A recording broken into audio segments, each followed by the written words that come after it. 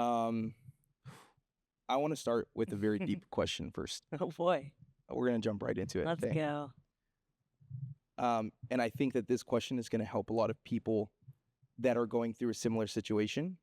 And I want to get raw with that, and we can get into fun stuff later on. But I want to start really, really deep first. And you're at the doctor's office. You just got this news. Yeah. Very dark news. Yeah. What happened? Walk me through that day. Well, I wasn't actually at the office. I knew a call was coming either way because I had just had a biopsy. And I had been, struggling with this particular thing since I gave birth to my son. I had abnormal cells, yada, yada, yada. So I knew a call was coming. It was kind of like an SNL sketch. So she calls from an office phone, and for some reason it's crackly and the line is cutting out. And I'm in a studio like we are today, and I have a very strict no cell phone policy if I'm running the studio. So I had to duck out against my own rules, and I said, "Hi, this is Jennifer," and she said, "Hi, this is from the cancer," and I right, and I was like, "I'm sorry, can you say all that again?" And she was like, I know it's super hard to hear, but I was like, no, I really just couldn't hear you. I don't know what you said. Yeah. She was like, we did this back and forth a couple of times. And then on the third attempt, I got it. The biopsy came back. It's positive for cancer. You're going to be getting a call from an oncologist. I just wanted to call you before they did because we need to move fast on this. So then I was like, oh, okay, thanks for calling. I always have this weird empathy for people who have to tell other people bad news. Yeah, I'm like, Yeah. God, your job must suck, dude. That's what you do all day? No, thank you. So I immediately started wondering how to tell anybody important to me, right? I was like, oh my God, my husband's in a meeting. It's super important meeting. I don't want to throw him off his game. My mother's going to have a panic attack. I'm going to have to tell her to take a Xanax and then sit down and then tell it I don't even know how to explain this to a 2-year-old. It was all about how to tell people, not about what's going to happen to me. So the biggest anxiety throughout the whole ordeal was managing other people's emotions, managing how other people felt about it because they were helpless, right? Wow. Yeah. I never even thought about how in my head, right? And this is coming from someone with a background with every woman in my family's had cancer, some form of it, breast cancer, thyroid cancer, ovarian cancer. And I never thought about the implication of what you would be thinking about, not shoot, this is happening, something is happening in my body and I need to figure it out, but you're going through the motions of how is this going to affect the people around me? Yeah. I mean, first and foremost, that's, you can fortify yourself and ground yourself. And I don't like the word fight it, right? Because you're not. Yeah. That kind of, to me, it means that people who didn't survive, didn't fight hard enough. And that has nothing to do with it, right? But yeah, so there's a lot of management of self and how are you going to approach this? But it's mostly about other people's feelings, right? And there's all these little characters that show up in cancer, right? There's the person that makes it about them, who's making all the posts, and they're like, oh my God, this is happening to him. It's not happening to you, girl. But it's and then there's the people who ghost, who you thought were your best friends. They just can't handle it, right? They don't want to see you like that. They're more scared than the people who blow up on social media about it. And then there's friends that crawl out of the woodwork that you were like, I didn't even think you thought about me. That's wild that I mean that much to you. You know, nobody shows up the way you think they're going to show up. You think you have that friend who's your ride or die, or you think you have, and it's just characters surprise you. Interesting. How do you, let's just say someone today is watching this and they got that call. If you could go back and talk to you when that happened, what's that piece of advice that you wish that you could have shared with yourself, knowing what you know now? Um, okay, so even before you get that call, right? You're going to have some scares. They're going to want to look at something. You might feel tired, whatever. I think it's important to remain on your own timeline. It once it's cancer, you're diagnosed, it goes very fast, right? Next up is imaging. Next up is blood work. Next up is, do we have a surgery or do we chemo? Do we do radiation? They're going to be throwing vocabulary at you that you've never heard before. And it's very routine to them, right? Like a lot of people get cancer. So I wouldn't look for comfort. Hear all the guidance from your doctors. Absolutely freaking listen to your doctors. But if something is not sitting right with you, right? Like we need surgery Thursday. Do you want to go? Do you feel okay to have surgery Thursday? Like ask yourself a lot of things and be on your own timeline. I pushed my chemo. They were like, we need to start it immediately. And I was like, well, I can't. I'm going to officiate my best friend's wedding and I can't do that mold. So you'll just have to wait. And they just were like, what? And then it was fine. I didn't do it in January. I did it in February. Yeah. No big whoop. Okay. So, yeah. I like that. Becoming very self-aware of your body, your own timelines, not doing anything crazy ridiculous. Like I'm just, I that makes a lot of sense. You have to advocate for yourself and it's exhausting and it's a full-time job. It becomes a full-time job, but advocating for yourself. So Jen, I have to ask, during all this time that you're going through, finding out that you got cancer, worrying about your family's expectations, you're about to marry one of your best friends. What do you do for work? Well, that's funny. So look, I've been in the beauty industry for 20 years, 20 plus. And I still don't have the short answer. I don't have the elevator, like, this is what I do. Here's the sentence. Yeah. Because it's been a winding road, like most things. I started my big girl career at a company called wigs.com in Dallas. And it was when the boom of e-commerce was taking place, right? Like Zappos.com had just started making videos of their shoes and realizing that, oh, this sells shoes. It's a personal item. People need to see it. This works. And so we kind of were following that delivering happiness model at wigs.com and started to make videos. So I was in customer service, answering phone calls for like helping you choose a wig color. And they didn't like it. And then I stopped answering phones. I put my phone on D&D. I was like, they'll for sure fire me soon.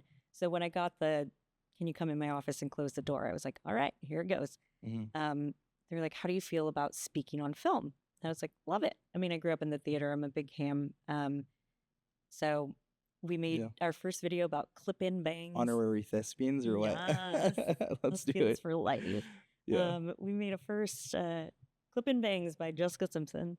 And I didn't know anything about speaking on film. I was from the theater, right? So I was like projecting really loud and my face was really animated and I was really like playing to the audience. They were like, just bring it all the way down. Not even down a little bit, like bring it all the way down. Yeah. And then I found my rhythm and found my voice. But that's so funny. We were just joking about like coming back from this sponsorship. Yeah. I was used to like traditional, I had a background in broadcast journalism and I was used to traditional cutaways. So even when I was just flowing like in a YouTube video, I would say, okay, and I'll show you how to do that following this. Yeah. They were like, following what? There is no cut. And back to you, John. Yeah. And I was, it was just way too polished and way too, I like where we're going now in media. That's like raw, like whatever. Sometimes my son's watching something and that person's not even talking to you. They're just like eating pizza, playing a video game. Yeah. Like, how is this?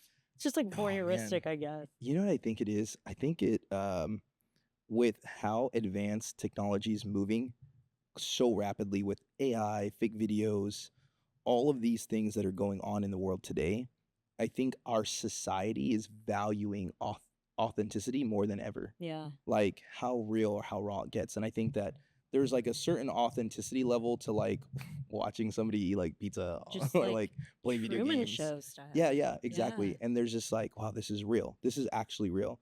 But also, I think it's also kind of scary too, because we are such a culture that is so online that maybe there's some undertones of watching somebody do real life that makes you feel connected to somebody in a Yes. weird way, Yes. right? And that's kind of scary, because are we losing that real life connection, right? Absolutely. Like how often do we see people like out at a restaurant or at a bar, at a club, wherever it is that we're out, right? Brunch, coffee shops, and there's like a couple that's clearly on a date, but they're like both in their phones, Yes. right? Or like the phone in this digital era is so ingrained in us, and I Yeah. think that's the phone. that's the weird part. You know what I mean?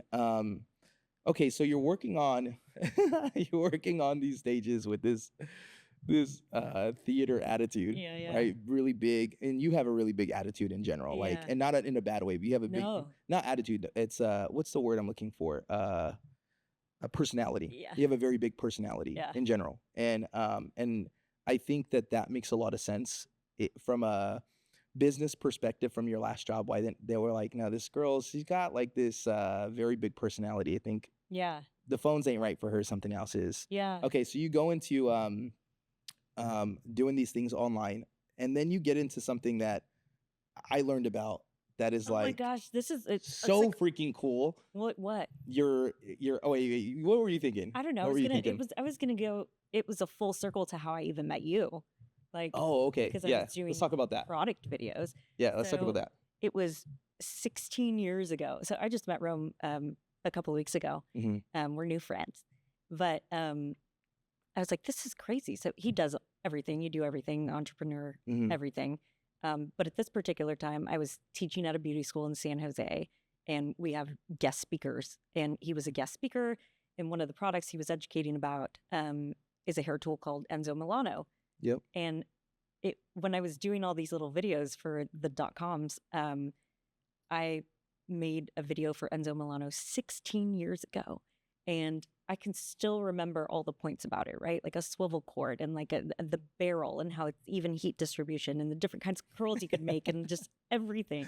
I can remember it. Yeah. And so he's talking. I was like, this is fucking wild. I got to show him this video. And so, yeah, I just pulled you aside after class and I was like, this is so wild. But back when it had a pink handle, it was like OG Enzo Milano. And I loved that thing. I think I have like 3 versions of them somewhere. It's so funny because I'm just like, I see you, like, you're like, look at this video. I'm like, this is hilarious. What the heck? Like, this is so cool. In my mind, I'm thinking like, this is really cool. Like, you have really good stage presence. And then we had a further conversation, and you were like, oh, I work for this company out of, where were they based out of? Which one? Was it Funimation or something like that? Yeah. And then you're like, I work for this company, Funimation. I'm like, why does that sound so familiar? Yeah. Like, I know that word, Funimation. So I took a 1-year hiatus. It was right after Wigs.com from the beauty industry, because I was just like, I don't know what's next. And then I had a friend, Scott, who was like, just come make press kits for me, like be in public relations, and we'll do press kits and you can help with the red carpets and whatever. And so he worked at a company called Funimation, which was Sony bought it, and it is now Crunchyroll. Yeah. So and Crunchyroll used to be a competitor, and so it's cool that everybody's like one big family now. One big team now. Yeah, and then my husband, who was just my coworker at the time, he was the brand manager for a title called Dragon Ball Z. And so I just did a little small thing called Dragon Ball Z. No big deal. I mean, it meant nothing to me. It meant nothing. Yeah. I was like, okay. And then I was managing the 2 voice actors like on the red carpet. Which, by the way, is fucking mind-blowing to me, by the way. Because I had no idea how famous Dragon Ball Z is my childhood. Like, it is my childhood. It is my teenagehood. It is my adulthood. Like, it is so ingrained in my life that, like, when we talked about it, you're like, Dragon Ball Z, and the 2 voice actors do this character Vegeta and Goku, something like that. Yeah. And I'm like, what? I'm like, what? You're talking about, like, I don't know, like, for you, maybe the equivalent of like, oh, I just worked on this movie set with some guy, like Brad Pitt or something like that. Right. Yeah, he's all right. Like, that was like your attitude and, for me. You know, a lot of people think that voice actors are just like, oh, they're just DJs or like whatever. Like, what do? They just talk. But no, these, I mean, this is a talent, right? Yeah. So yes, it was Goku and Vegeta, which is Sean Schemmel and Chris Abbott. And yeah, I was like, oh, why are these people so famous? I mean, we're at Comic-Con and Hall C, like what? And that was my foray into the con world, right? Into the cosplay world. And that blew my mind too, because I grew up in the theater. So getting in costume in extreme, elaborate things, no big deal. But then I was like, but then what? So they're in character. When do they perform? And they were like, no, they just put it on. And I was like, and then what do they do with it? They're like, that is it. You just put on the costume and walk around. I was like, what? It's so funny. So it blew my mind. But that culture, super cool, man. Like anime. I'm actually going to Comic-Con in like. I think I saw you post about it. Is it LA, the LA one? The LA one, yeah. So excited. Yeah. I'm such a nerd. I love it. I love it too. I like that culture. It was really inclusive. Yeah. Nobody's boring. Nobody's basic. You know, like it's a culture that lives out loud and outside of the norm. You know what I think is cool about that culture now versus 10 years ago, right? Yeah. It's a big difference, right, between now versus 10 years ago. Is that now I feel like that culture is very much like and I think this is just circle back to like the more authentic we are, the more raw it is now that we're getting more and more digital. But like that culture is not afraid of being who they are now 24/7, right? Like, and there's a whole like there's subcategories within categories that are like people are like super into, you know. So I think that's really, really interesting. What do you? Okay, this is kind of a personal question. Yeah, for me, like, what's like the hardest part of that industry that you had to kind of go through, or like the stresses of it, or like which one? Yeah, that's right. You've been in a lot of industries. The like the Crunchyroll Funimation industry. Was there anything difficult about that? No, I mean there was a little learning curve because it's so Japanese, right? Learning, like it was literally Japanese to me. I was like, what is happening? I think the people are really lovely. I think it was just a learning curve, you know, and understanding that it's just a different culture. It for me, it was like falling in love with that, like a whole like subdivision of humans that I didn't even know existed. That's cool. But when you said like Dragon Ball Z is my whole childhood, my whole whatever, that like listening to those stories, just being next to the actors while people approach them for autographs, and you know, a lady was like, my son was nonverbal. He started watching Dragon Ball Z. He started talking, and just how it's brought people out of their shells, and like these stories in anime, it's all about like, well, it's about a lot of things, but there's always a hero, and there's always like a journey, and there's always an obstacle, and there's always, I like that kind of culture. It's not very Disney happy ending, right? There's a lot of struggle. There's a lot of like angst and anxiety in anime. And it's very sexual. I was like, wow. Yeah. Some of them are kind of, some of them are very, well, I've never seen a girl drawn demure. Yeah, that's true. Yeah. I mean, they like to draw them. Yeah. You know? Yeah. The anime women are definitely, they're definitely non-realistic. No. Yeah, that's for sure. In all aspects. Actually, it's funny because there's this one anime called One Piece. Yeah, I've heard of it. We love it. And it's funny because one of the main characters, her name is Nami. Yeah. And throughout the series, the only thing that changes about Nami is her breast size. Yeah. Continues to get bigger every season. Aww. So it's like a running joke in that community about, you know. We love One Piece. We love it's kind of funny. Monkey Luffy in our house. Did you okay. watch the live version? Oh yeah, I did. Yeah. I did. I actually, a lot of people gave it a lot of criticism. I actually like it. I liked it. I thought it was cool. I think I try to look at everything like separately. Yeah. I don't like to look there's like purists, right, who are like, this isn't exactly like the manga, so it's which it can't be. It's its own piece of art. Its own little thing. Yeah. And now we're seeing like so many video games become major television shows, and you know, like The Last of Us and Fallout and whatever it's called on Fallout, that's another good one. Yeah. I don't know if it's a necessarily anime, but it's like in that genre It's of like, all the it's like same one of the culture. things. Yeah, Yeah, it's all the same. it's nerd culture, Yeah, right? So you yeah, have the video gamers and the anime, and that demographic crosses each other yeah, all the all time. the time. Yeah, And I it agree with you. crosses into the beauty world too, because we're Hmm. dealing with wigs and we're dealing with like really fun fashion colors and Yeah, styling and makeup and I think it's the same addiction, but a yeah, different like category, yeah, right? Like you have those people that are into high fashion, like Louis Vuitton, Gucci, like, yeah, and they can tell you like that's a fake because that was made not yeah, here, like and the like L's the on the stitch. stitching and yeah, Yes.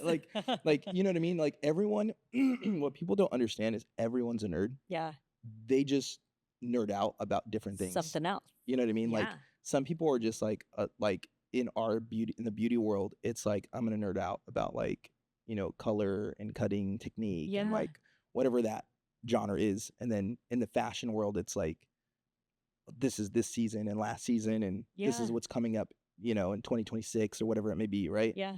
So I think that's what's Okay, wait. I interesting. have an answer about what was challenging Oh yeah. in nerd culture. Hmm. Um, it was me fitting in. I was too like typical to be taken seriously as a anything Yeah. in that world, right? So I tend to like want to be polished and professional and put together and look businessy. Hmm. Very serious about myself. And they were just like, what's this like normie doing? Yeah. Like it just Yeah. I wasn't cool enough. You're such a muggle. Yeah. Like, yeah. Yeah. But yeah, no, I didn't even think about that. Yeah, you come from where you're going into this world where it's like complete nerd culture Yeah. and you're like trying to navigate this Yeah. very interesting world, right? But all So that kinds makes of sense. nerds, right? Like I was Yeah. a freaking theater nerd. Yeah. Like that's Yeah, nerdy that's to true. other people. Yeah, you're right. You know? You're right. Yeah, you're right. That's so interesting. So you're going through these career changes. When do you find out that you have cancer? Um, that was in 2018. I was living in San Diego. Um, throughout basically since I started speaking on film about hair, I've been in essence like a hair model, right? Like I was the one doing the demo and being like, let me show you on me. Mm-hmm. And I took a job with a hair extension company, which is the best hair, the only hair I want to wear personally, and helped set up their photo and video department, was their on-screen host. And yeah, we were doing a lot of production and I was in a lot of forward-facing stuff. And so when they said chemo, I was like, well, Yeah. right? Like You're like, my job. my job is my hair. Yeah. Like, Yeah. this is like my life. Yeah. What am I going to do? So at first I said no chemo and then I, came to my senses. But so yeah, there was I was 33, my son was 2 years old. Yeah. And it was a complete ego death because if I'm not my hair, then who am I? Yeah. And I worried about not, because he was so young, if I didn't make it, he wouldn't remember me at all. So then I worried about, That's terrifying. okay, Yeah. let's start a diary. Let's make videos. What format should we make the videos in? What format will he be watching in 10, 20 years, right? It's not going to be a VHS or a DVD or like what will he even be playing? And at this point, I'd have to be a virtual hologram, Yeah. We'll wait. They got places to be. Yeah. You're in a rush. I think we're solid now. Yeah. It was just about the details of like what goes on happening once I'm no longer going on. A wild ride. I think that I kind of like that. Yeah. Because you're so worried about this future that you might not even be in. Yeah.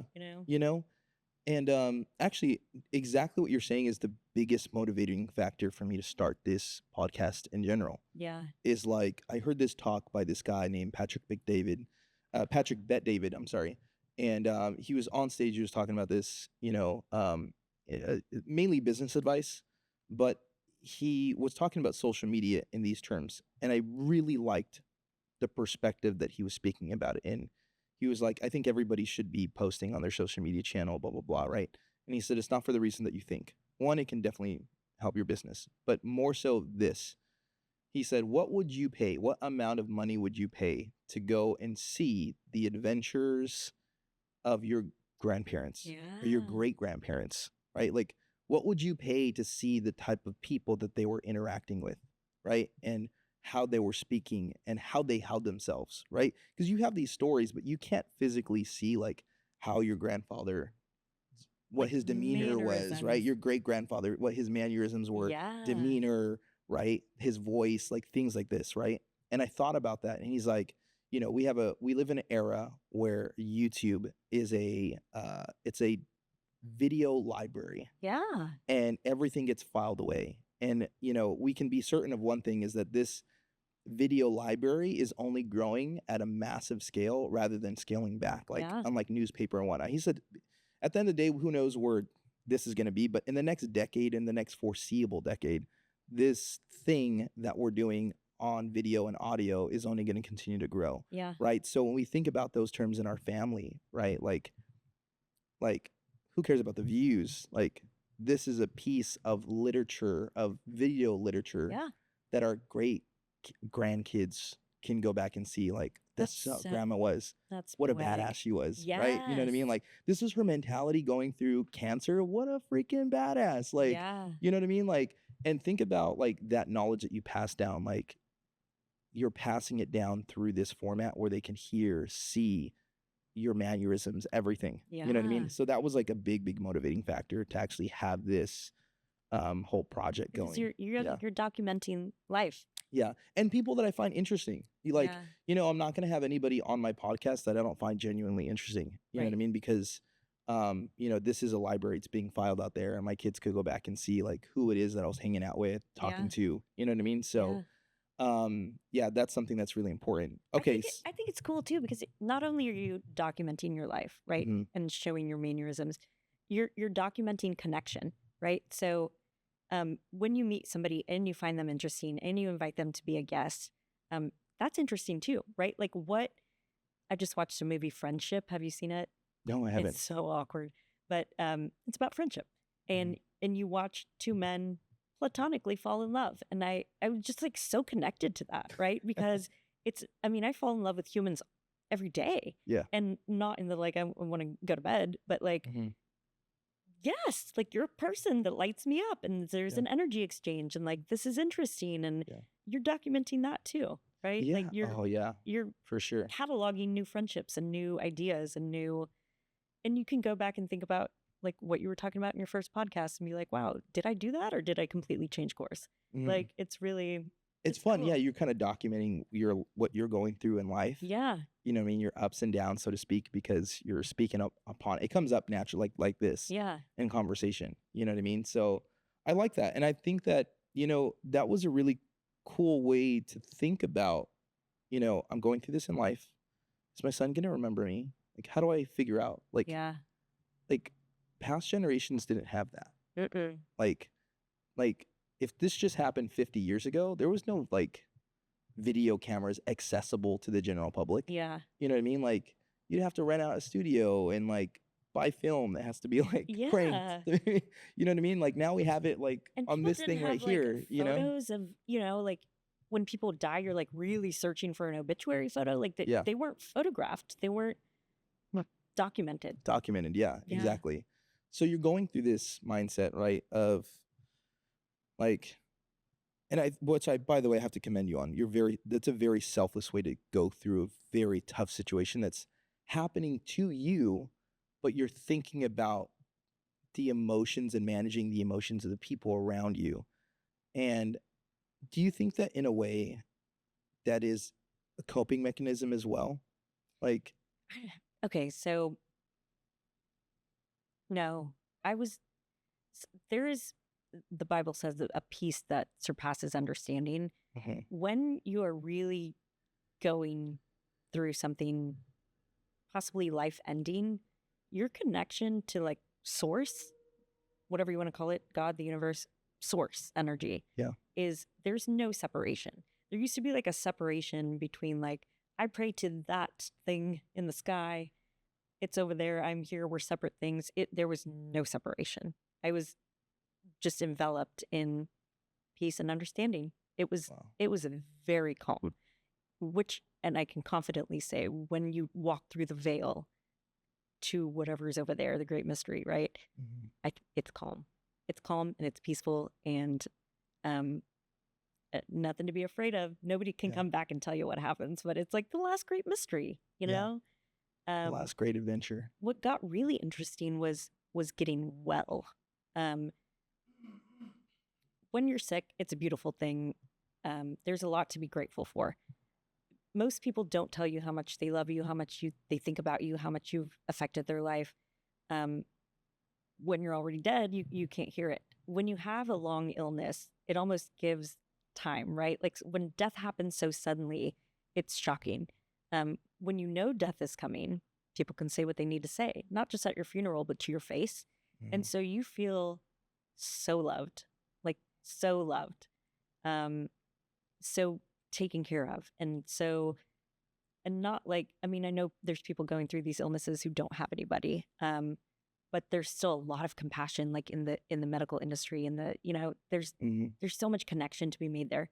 Then when you're well, that's it. You're not you're expected to just get back in there, and you're not the same, not even on a cellular level. I had a complete ego death. Then I had a death of ambition, in the dirty way, right? Make it at all costs, because there's no point. It took years and years and years for me to snap out of what is the point of all this? Like everybody's so busy doing busy things, and I'm just not into it, right? I wanted to chase the things that were really savory. Inspiration, wonder, and awe, and laughter. God, can't get enough of it, right? And I was really mindful of what I was like allowing in while I was sick. I didn't watch the news. I didn't watch like stupid reality fights. I watched Animal Planet and Comedy Central, and that's it. I just wanted goodness in. Because what you think about, you bring about, for real, and I just wanted to keep my head down, go fast, and not get stuck in this, like, I'm a cancer person. Like, I didn't go to groups. I was like, I don't want this to be my identity. I want to, like, what is that military? Like, stay low, go fast, shoot first, die last. Yeah. Oh, yeah, I like that saying. Yeah, we do. So I was cool. I was head down, go fast, right? If you're going through hell, just keep on going. And I just wanted to keep on going. I love that perspective, because I think for a large part of my own personal life, I have been highly ambitious with like being an entrepreneur and starting businesses and selling my first business when I was 25, and just going down this path of like, I want more and more and more, because I've come from a past of very much struggling. And recently, in the past like 2-3 years, I was like, dude, I need to take a break, like, from all that, and I want to live some real life. Because I think there is a sickness in this world, especially for young men, and it's that, and for a select few young women like yourself that are very hungry and ambitious, right? That we get stuck in this cycle of like this ambitious. I think it's like I don't think it's a poison, but I think that it can be an addiction, and not a positive one, right? Like when you said that you abandoned the ambition in the dirty sense of it. Because there is a dirty side of it, which is like abandon all else and like just chase your dreams. But what good, like when I think back in my younger 20s, like I didn't have any real experiences. Like I didn't have like adventure. I didn't have like camping. I didn't have like laughing around the campfire. Like I had a few of those moments. But it just happens as a byproduct of work. Exactly. It happened as a byproduct of me chasing something like bigger, right? This machine of capitalism, right? And I don't think that's necessarily a bad thing. I think that it needs to be rightly placed. And I think at this point in my life, which is why I think we connected so well, is I am chasing the great wonders in life. Like camping and fishing and getting new hobbies and learning and growing the part of me that doesn't have to do with money. It just, nothing has to do with money. I mean, it has a role, right? But it's what it gets you. So I hear people say all the time, like, I'd be happy at 5 million. I'd be happy at 1.2. And then what would you do when you get the money? I always ask. And then they say, I would just sit and go fishing. Well, just go sit and go fishing. Like you can skip the steps. Like Yeah. just go fishing.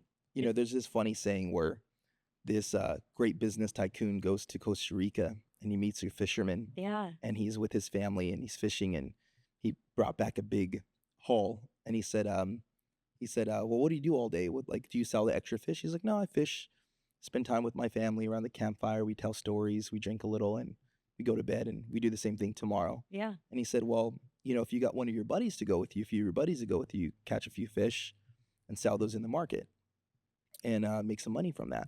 And he said, fisherman said, well, then what would I do with the money? He said, well, you'd buy a few other ships and hire crews, and you can go out there and get bigger catches and then sell those fish in the marketplace. And he said, oh, interesting. And then what would I do with the money from those catches? He said, well, at that point, you could take, you can incorporate, get a fleet of ships and go out fish all over the world and sell that corporation in the States for a lump sum of money. And he said, okay.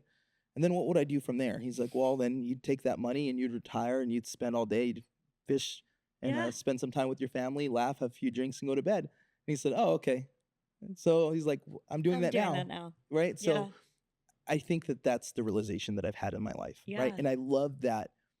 I meet people like you that have such a polarizing view on life. Yeah. Right? And it's so refreshing to have friends that are it's very selfish of me. I'm not gonna lie. It's very selfish of me that I have amazing friends that are going through these big life hurdles and have such a positive outlook on life, and not like a kumbaya outlook, but very realistic outlook on life. Yeah. And I am beyond grateful that I have you as a friend, and I met you I feel like I've known you for a long time. Yeah, same. But I think it's because you're not afraid to wear your heart on your shoulder and tell it like it is. Yeah.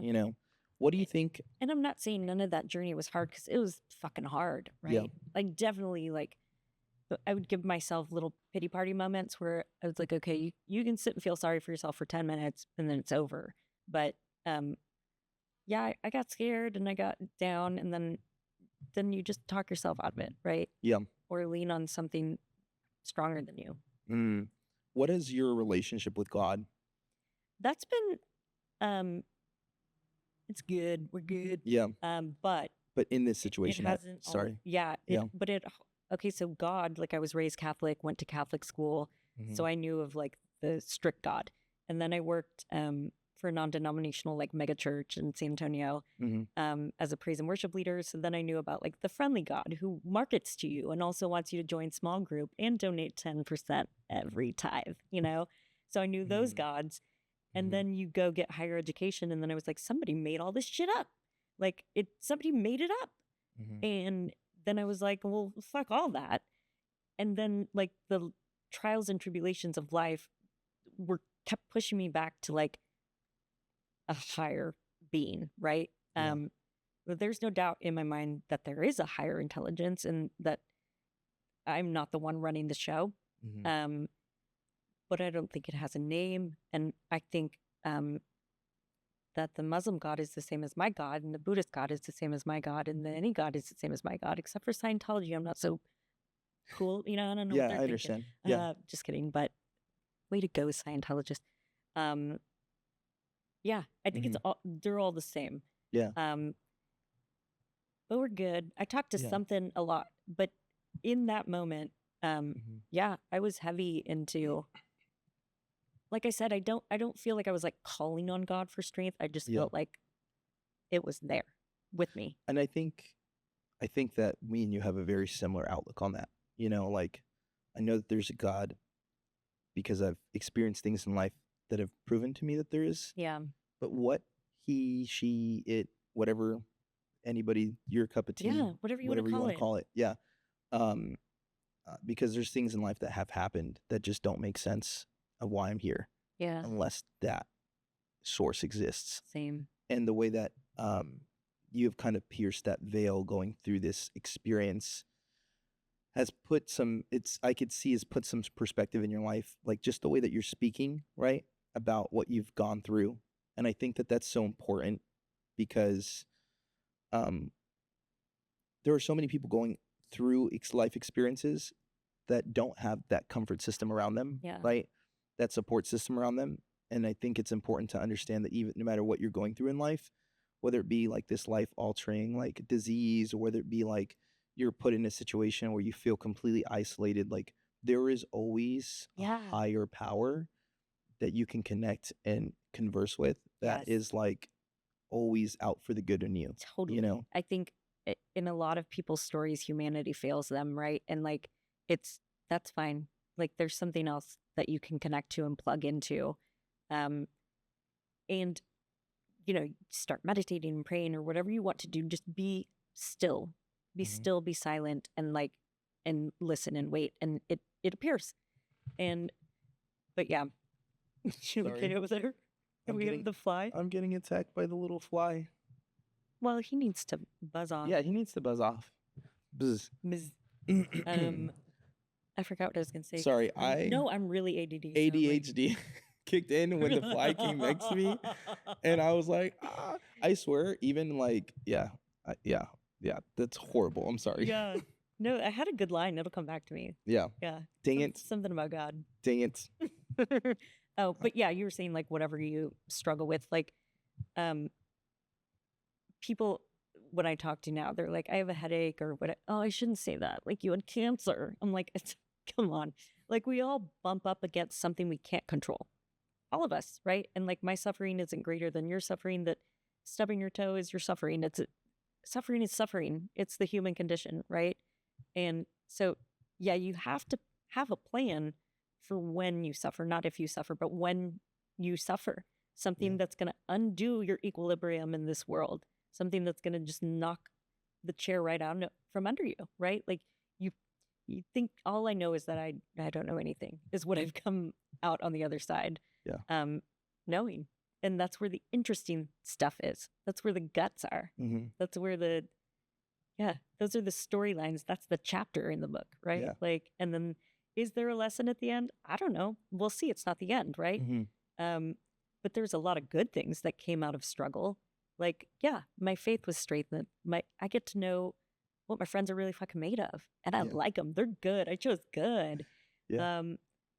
I know that I'm not so stressed about a 5-year plan, because who knows where I'll be in 5 years? Will I even be here? I don't know. Mm-hmm. You know, I'm focused on it today. Yeah. Right now. Talk to me about the remission side of the first time. Yeah. Because this is the second round. Right. So yeah. I want to talk about seeing the light at the end of the tunnel around the first time. Yeah. And then I want to get into the story of like how, and forgive me for being selfish, Yeah. right? But I want to know from your perspective, and then almost a flip perspective of like, if someone's going through it, like take us down this little journey of, okay, this is what I was going through and what I was thinking. And this is kind of like, if you're going through this, what I would recommend or what I Yeah. would say, or what the mindset you would need to have to get through this journey. You know Yeah. what I mean? So you're going through remission. How do you flip from shit, I have cancer, to now I'm getting better? Like, what does that look like? It wasn't so hard to flip. Like, I was almost a little bit scared to just live again. I'd become so used to the routine of having doctors and nurses that cared for me and that I saw every 3 weeks without fail. And I had blood work done every 3 weeks, and I got really addicted to that, right? I was like, Yeah. ooh, those chicken nuggets did raise my sodium. Like, I want to see the inside of me, you know, and Yeah. just see how it works. And like the inside of under the hood of a car. Like, it was a cool peek into the human body system. Yeah. And then I didn't really have the routine of being sick. I just had to begin again. But I didn't have the energy I used to have. Mhm. I can't hear so well out of my right ear. My left hip needs to be replaced. There's a constant ringing in my head. You're trading something for something, right? So chemo said, I will give you 5 more years disease-free. You will give me a little bit of your hearing, your bones, and your hair.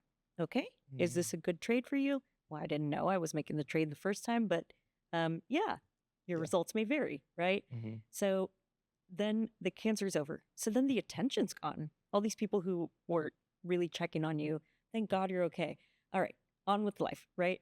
But there's a lot of rebuilding to do, mentally, spiritually.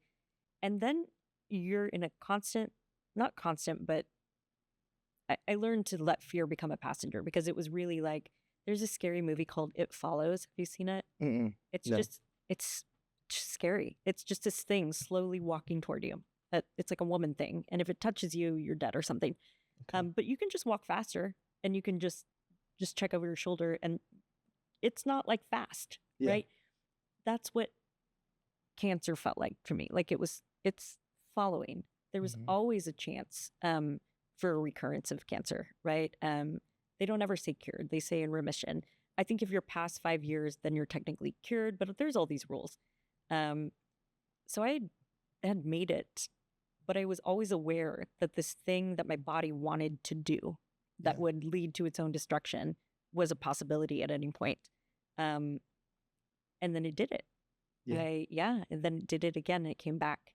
And so before, I know we've talked about cancer, but so mine was cervical cancer. Mhm. It's HPV related.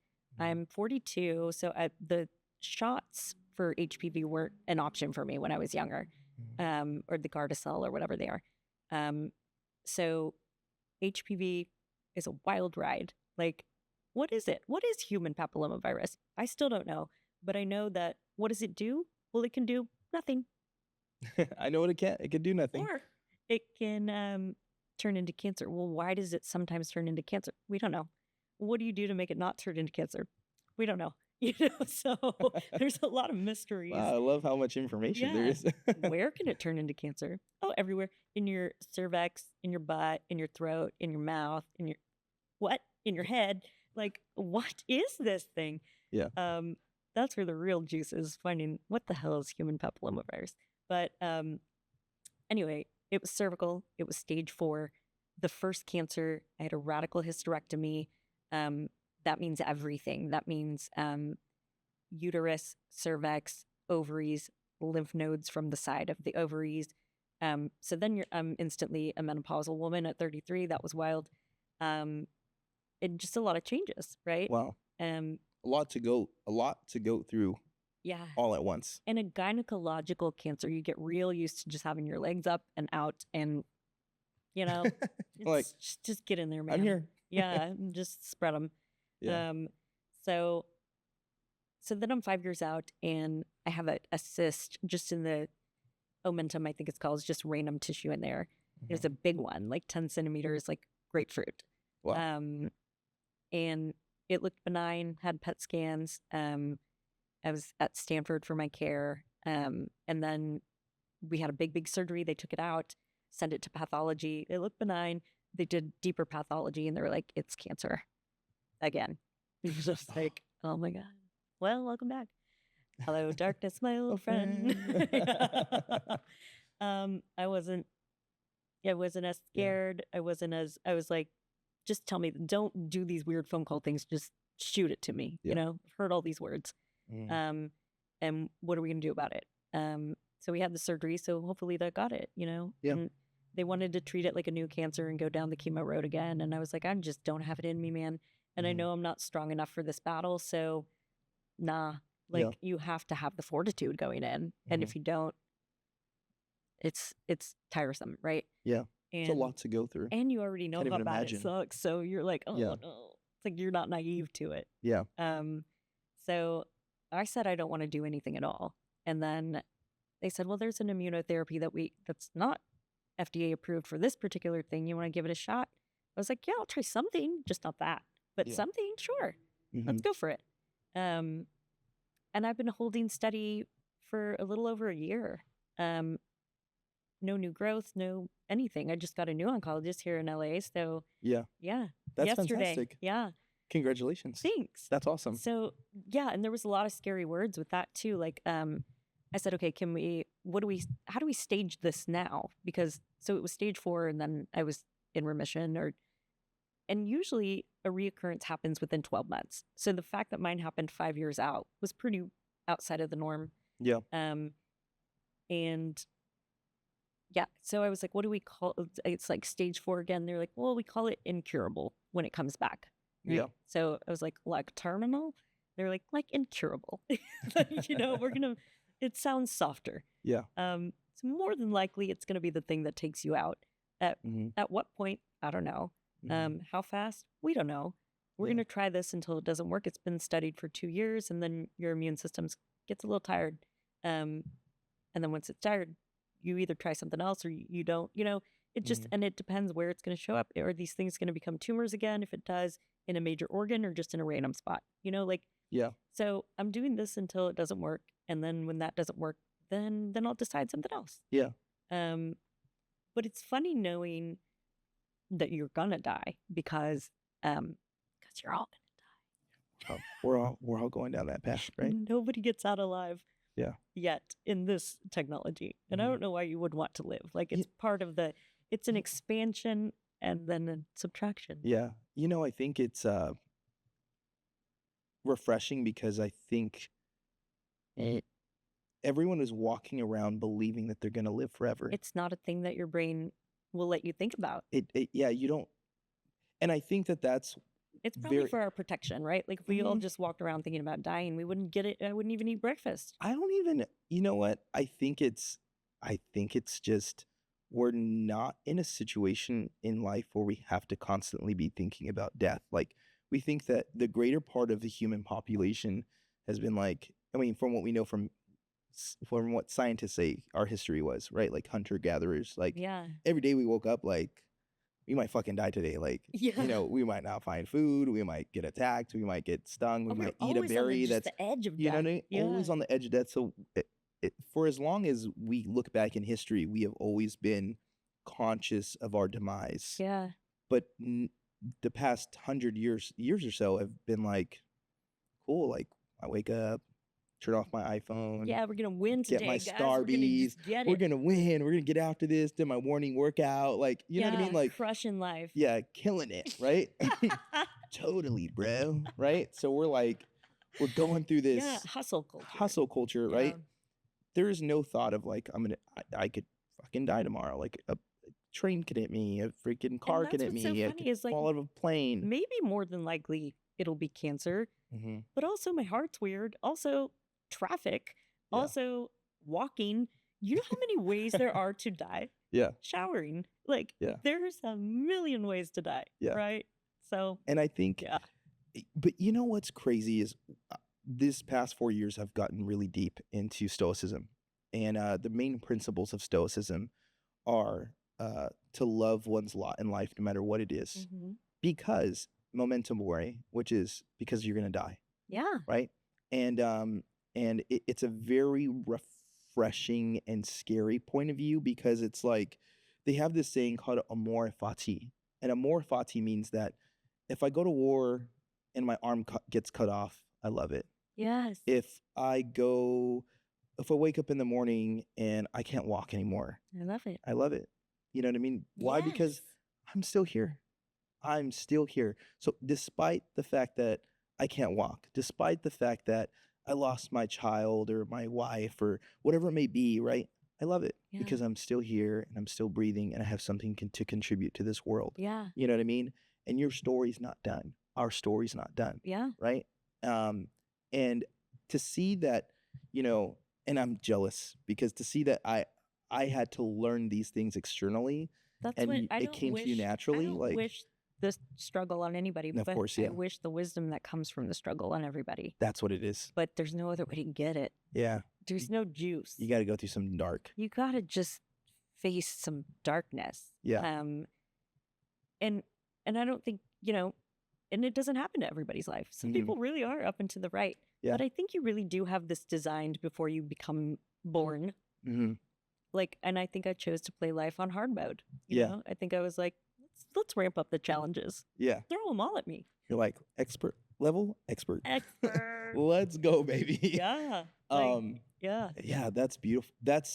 It sucks and it's beautiful at the same time. Like it's like this culmination of like this beautiful disaster, right? And I think that everything beautiful in our cultures, any culture that comes out of this this planet is always built through that struggle and that pain, you know? Yeah. And It's where the stuff is. it's where the stuff is, like you were Yeah. saying earlier. It's where the guts of it It's where is, the guts are. you know? It's the real humanities. Like when you're Yeah. up against something that you can't control, Yeah.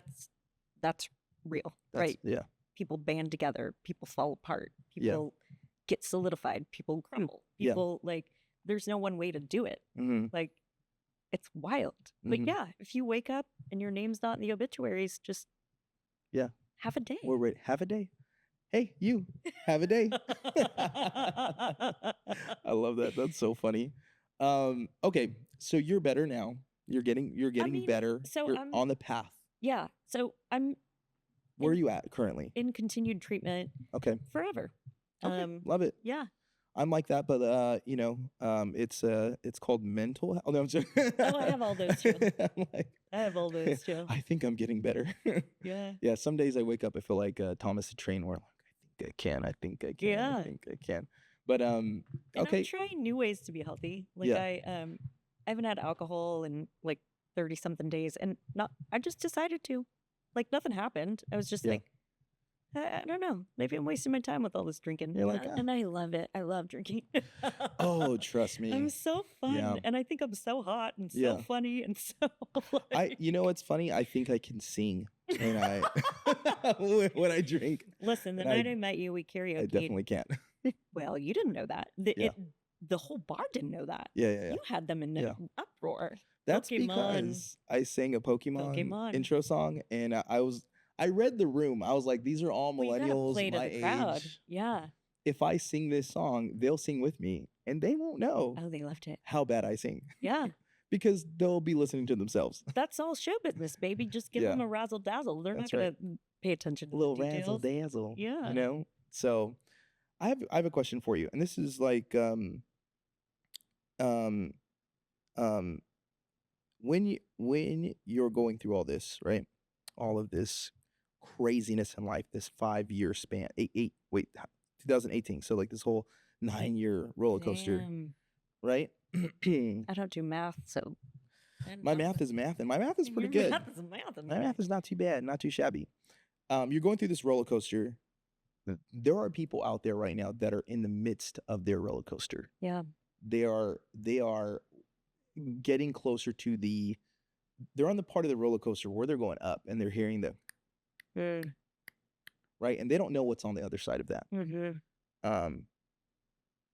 What can you impart to them? What's some advice? What's something that you wish that you heard or knew about? Like, I kind of think want to it's, unpack that.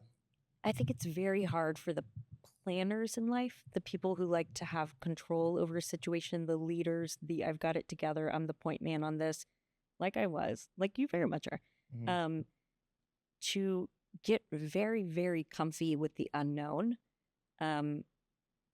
That's hard, but I would get very, very comfy with the unknown. Mhm. If doctors say, we're going to do this and this is what's going to happen, just know that it might be different, right? Yeah. This is how you're going to feel because everybody else feels this way. Just know that it might be different. If you cling so tightly to a specific outcome in any particular day on this journey, you're going to bump up against frustration, right? Yeah. Because it's not the way it's supposed to be, but there Yeah. is no way it's supposed to be. It's Mhm. how you're going to have to ride the wave. Yeah. My advice is to abandon control, to embrace acceptance. Here I am and I'm going to love it, right? Mhm.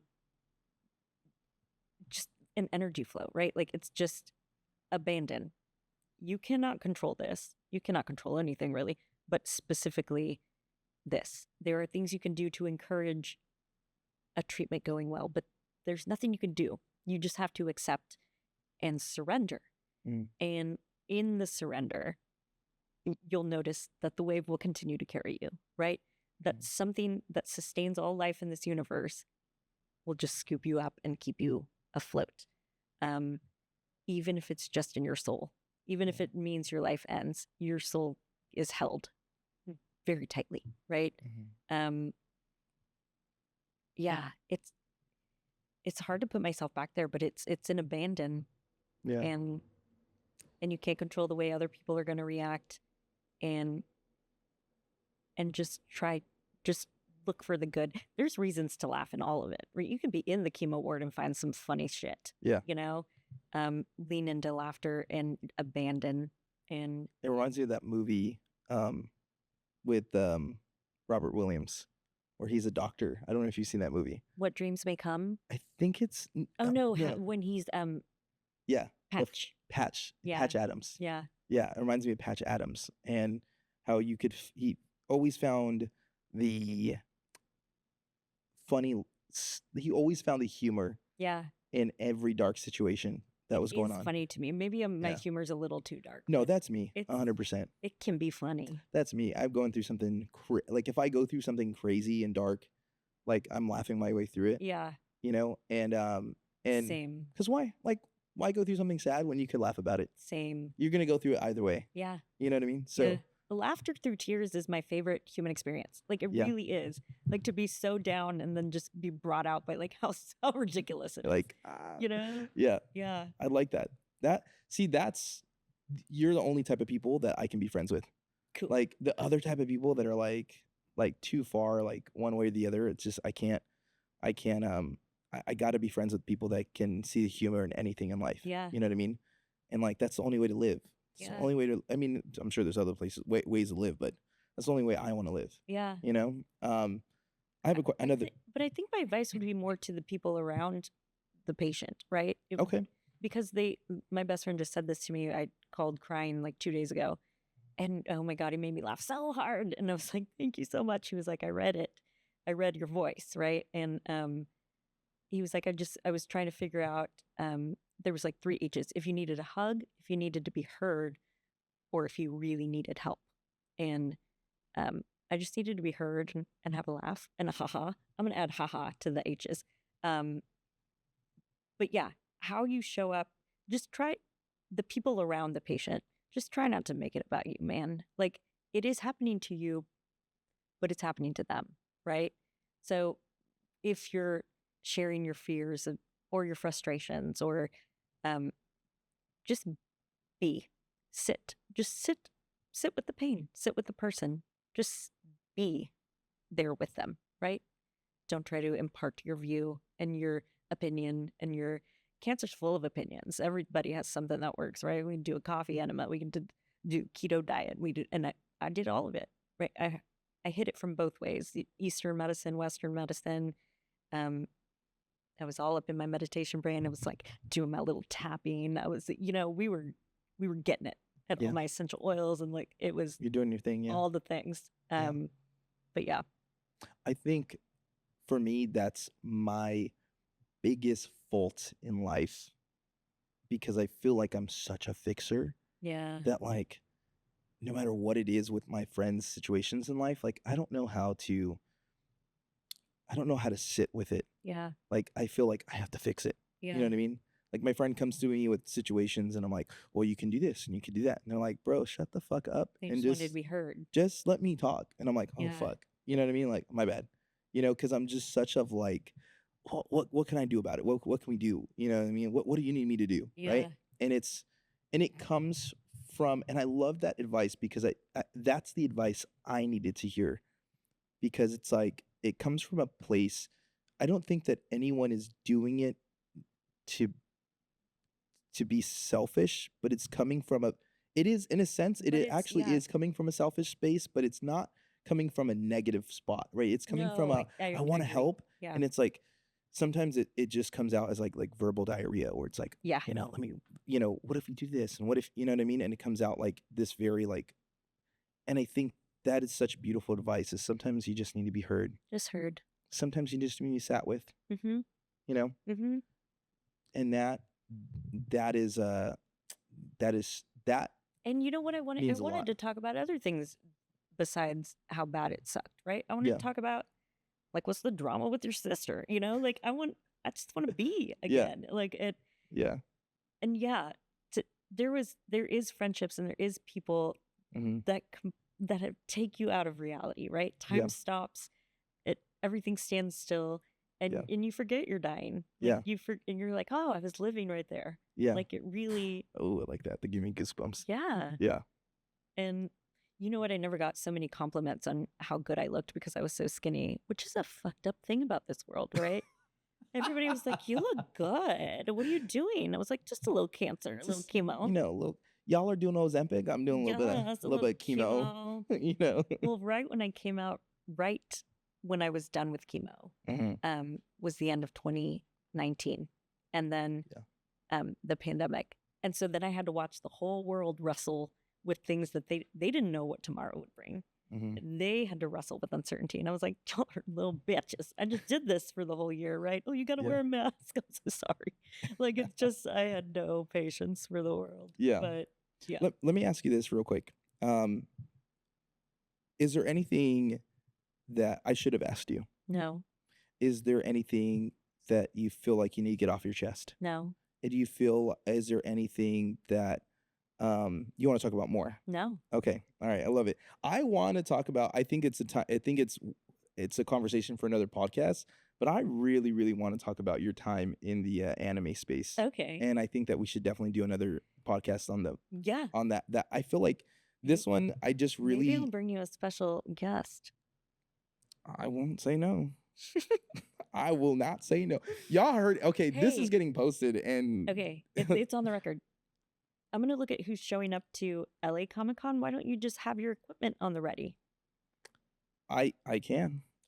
I ain't gonna say no. Okay. I'm ready. Let's go talk about it more. Yeah, I'm down to talk about it more. Okay. Well, Jen, I appreciate you. Is there any question real quick? If you want any followers or anything like that, you're more than welcome to plug yourself. That's so please. funny. Yeah. No, I don't have anything to sell you. Okay. And I don't know what I'm doing with my life right now. Okay. Me neither. I don't care if you look at my Instagram. Come on over. I mean, I'm at Jen Pompa. I'm just diddling around. Yeah. Just flowing through life. Same here. Dilly-dallying. Just dilly-dallying out here. Yeah. I do need to make some money soon, so maybe hire me. I don't know. Yeah. Put your Cash App and Venmo up there, you know? Yes, do that. Like, if you want to send Jen money, go for it. Oh, I love it. But thank you so much for being on this. I know that well, first off, thank you for being my first guest on my second season of this podcast journey that I'm on, and I have to apologize that I'm a little rusty at this conversation thing. You're good. But I loved that we talked about the deeper things, and I love that we laughed along the way. And there's so much more I want to talk about. We could honestly, get deep, yeah. There's so much more I want to talk about. So until the next episode. Yes. I think so. Until next time. All right, where you do this little things where we cheers our mic at the end of the conversation. Cool. So do we need an intro? We're gonna do this. We're gonna do a little mic cheers. Okay, don't worry about no intro. We're just gonna jump in. Okay. All right, mic cheers. Cheers.